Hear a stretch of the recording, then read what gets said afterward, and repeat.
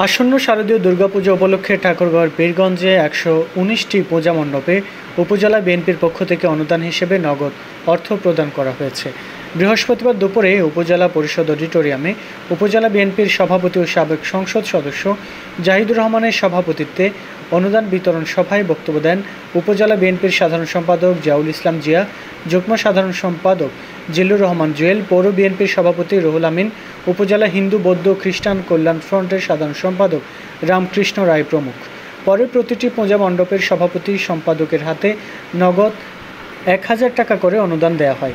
এই সময় উপজেলা বিএনপির সাংগঠনিক সম্পাদক রেজওয়ানুল হক, জিল্লুর রহমান চৌধুরী, ইউপি চেয়ারম্যান সাইদুর রহমান, পৌর বিএনপির সাধারণ সম্পাদক রেজাউল করিম রাজা, ইউনিয়ন বিএনপির সভাপতি আবুল হোসেন, জাহিদুর রহমান ডলার, জিয়াউর রহমান, ইউনিয়ন বিএনপির সাধারণ সম্পাদক হারুন রশিদ, যুবদল নেতা হায়দার আলী, আতিকুজ্জামান সহ দলের অন্যান্য নেতারা উপস্থিত ছিলেন।